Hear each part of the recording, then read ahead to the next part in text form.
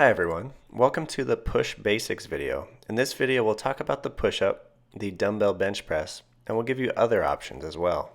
Let's start with the setup for the push-up. When we're thinking about the push-up, we want to have a neutral spine and we want to have our shoulders in a good position. So you'll see Johnny here set up in a straight line moving like a plank with his hands right underneath his shoulders. Notice that he maintains that neutral spine and his elbows stay at about 45 degrees. Here are 3 common faults for the push-up. Losing neutral spine by shooting the head forward, losing shoulder position by shrugging, and losing neutral spine position by sagging at the hips. Where should you feel the pushing motion? You should feel it in your core, your chest, your shoulders.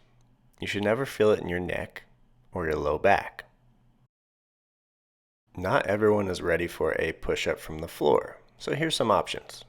You can elevate your hands on an elevated bar in the gym on a rack. You could also use a stable surface such as a bench, and if you're at home you can use something like a couch, a chair, or a counter. If elevating your hands to that height isn't enough, you can always put your hands on the wall and start from there. How does the push movement translate into the dumbbell bench press?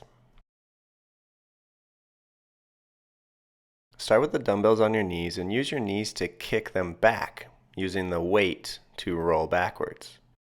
And you can do the same thing on your way out. Use the weight of the bells to swing yourself up and out of that position. Once we're in position, we want to get tight by pushing our heels into the ground and squeezing our butt and belly while we press. When you're done, bring your knees to the dumbbells and roll out.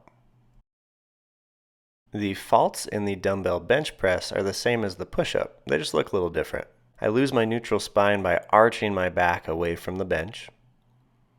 I lift my elbows a little too high, so I lose my shoulder position. Or I lose my neutral spine position by shooting my head off of the bench. Here's what it should look like. Here are a few options beyond the push-up and the dumbbell bench press. To target the upper chest and the shoulders a bit more, you can do a bench press with an incline. Notice that the mechanics and the faults are still the same. I'm just changing the angle of the press. When I'm done, I'm still going to pull my knees up to the weight and roll out of it. To address the shoulders a bit more, we could also do an overhead press. Be aware that not everyone has the ability to do these safely. Stack yourself in a straight line, press, and pull that weight down.